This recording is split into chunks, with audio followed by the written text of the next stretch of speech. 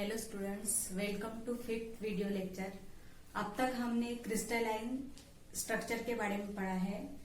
Crystalline solid के 4 types देखे हमने।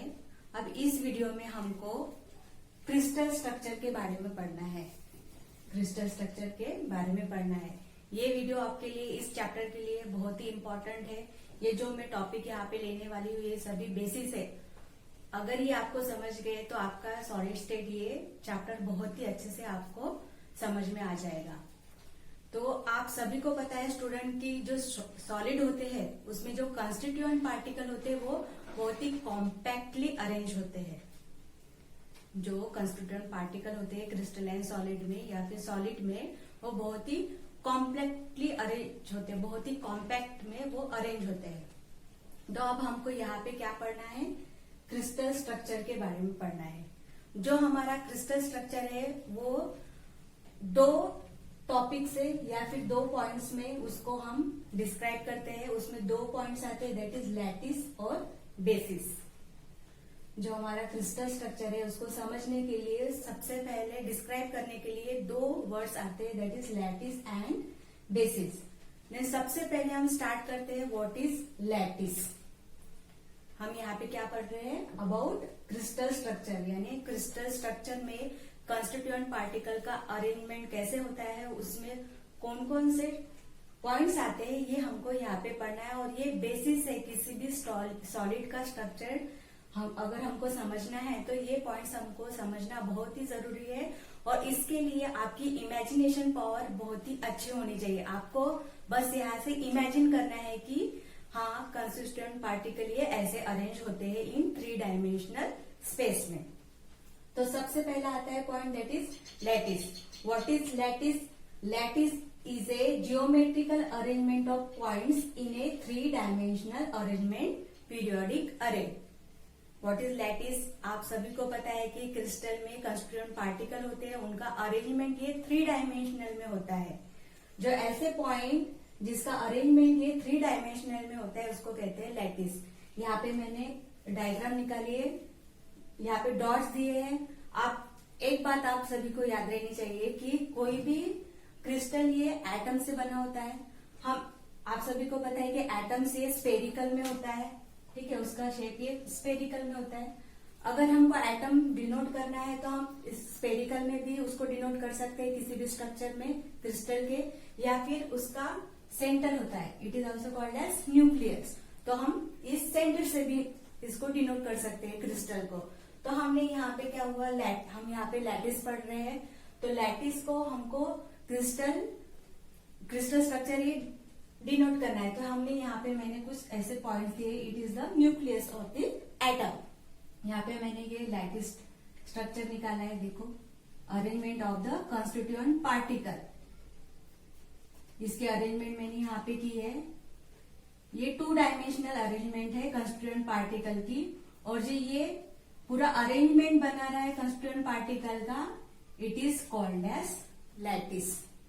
It is called as lattice. What is lattice? Lattice is a geometrical arrangement of point in a 3 dimensional periodic array. It is called as lattice. ये 2 dimensional arrangement है। Next, what is basis? What is basis? The basis constituent particle that are attached to the lattice point form the basis of the crystal lattice. यहाँ पे हमने lattice निकाला है, ठीक है। अब यहाँ पे जो क्रिस्टल सॉलिड होता है उसमें कोई भी कंस्टिट्यूएंट यानी एक टाइप की हो सकती है, या फिर 2 टाइप की, या फिर मोर देन 2 टाइप्स के भी यहाँ पे कंस्टिट्यूएंट पार्टिकल होते हैं। तो हमने जो ये बेसिस निकाला है, ये 2 type, it is called as basis. For example, अगर मैं एक यहाँ पे यूनिट से निकालती हूँ, फॉर एग्जाम्पल में NaCl का, ठीक है, it is the lattice point, ठीक है। अगर ये हमने NaCl लिया और Cl लिया, यहाँ पे Cl, Na, ठीक है, तो यहाँ पे क्या होगा, ये जो हमने लैटिस निकाला है, हमने इसके ये पॉइंट को ज्वाइन किया है, अटैच किया है, एंड दिस पॉइंट जो हमने इसको ज्वाइन किया है, this point is called as basis of this crystal. What is basis? the constituent particle that are attached to lattice point form the basis of the crystal lattice.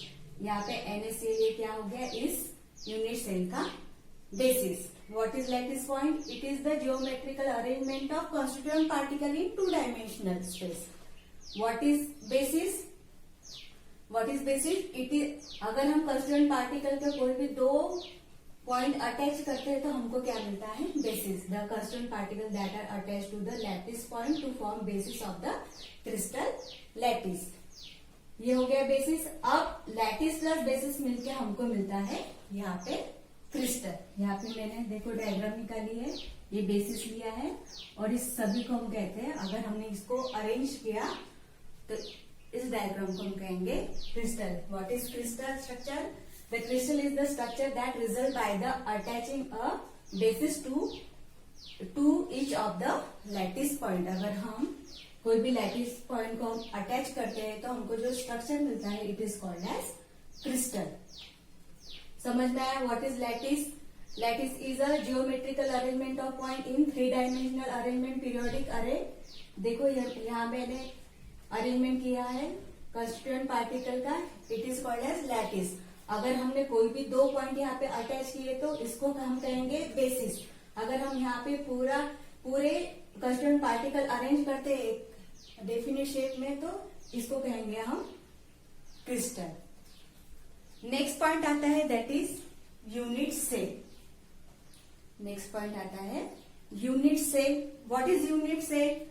The unit cell is the smallest repeating structural unit of a crystalline solid is called as unit cell. यहाँ पे मैंने diagram निकाली है, points अगर आप देख सकते हो. यहाँ पे मैंने सिंगल पॉइंट्स निकाले. अगर मैं यहाँ पे और एक बीच में अगर अलग से कंस्टिट्यूएंट पार्टिकल निकालती हूँ,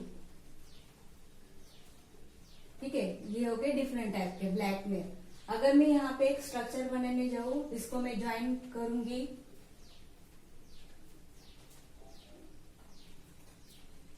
ठीक है. अगर मैंने ये ज्वाइन किया, इसको मैंने ज्वाइन किया तो ये हमको क्यूब लाइक स्ट्रक्चर मिल रहा है. It is called as unit cell. The smallest repeating structural unit of a crystal solid is called as unit cell. ये रिपीटिंग पैटर्न में होता है. यहाँ पे देखो एक यूनिट अगर फिर से हमने निकाला है, यहाँ पे इसका रिपीटिंग पैटर्न होता है. It is called as unit cell. ठीक है, ये रिपीटिंग पैटर्न में ऐसे रिपीट होते जाएगा एंड ये रिपीट पूरा स्ट्रक्चर बन के एक क्रिस्टल फॉर्म करेगा. And the smallest repeating pattern is called as unit cell. यहाँ पे मैंने पहले कंस्टिट्यूएंट पार्टिकल का 2D अरेंजमेंट किया, फिर उसके बाद में जो बेसिस है उसको ज्वाइन किया, टू पॉइंट को हमने कंस्टिट्यूएंट पार्टिकल के पॉइंट को अटैच किया और this is called as basis. फिर उसके बाद में मैंने इसका एक यूनिट सेल निकाला एंड जो स्मॉलेस्ट यूनिट सेल है, जो स्मॉलेस्ट पार्ट है, it is called as unit cell. Next अगर ऐसे ही ये यूनिट सेल रिपीटिंग पैटर्न में ऐसे अरेंज होके जाके क्या बनेगा, हमारा क्रिस्टल. ठीक है, ये जो छोटा सा पार्ट है it is called as unit cell. What is unit cell? Unit cell is the smallest repeating structural unit of crystalline solid is called as unit cell. सबसे पहले हमने क्रिस्टलाइन स्ट्रक्चर को डिस्क्राइब करने के लिए क्या दिया है, what that is lattice. Lattice is a geometrical arrangement of point in three dimensional arrangement periodic array. It is also called as space lattice. Next, basis.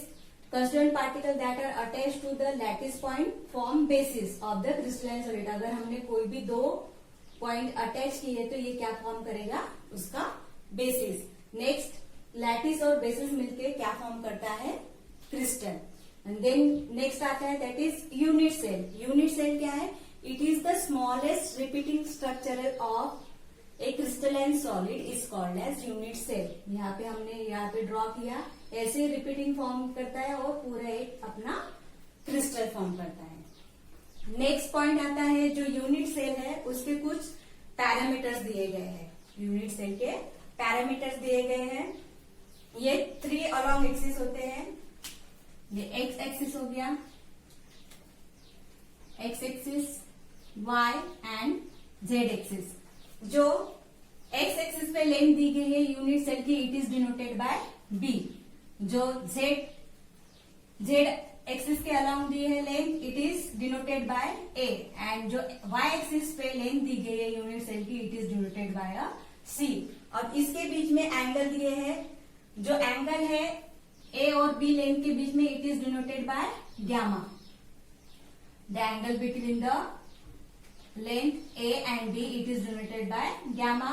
The angle between B and C length, it is denoted by alpha. And the angle between A and C length, it is denoted by alpha. ये parameters दिए गए हैं unit cell के। अब इस topic में हमने क्या पढ़ा? Lattice, basis and crystal and unit cell. ये सभी बेसिस है। आपको ये बहुत ही अच्छे से तरीके से समझना होगा, तभी आपको चैप्टर का अगला जो टॉपिक है वो अच्छे से समझ में आ जाएगा। तो इस वीडियो में इतना ही। अगले वीडियो में हम नेक्स्ट टॉपिक देखते हैं। Thank you.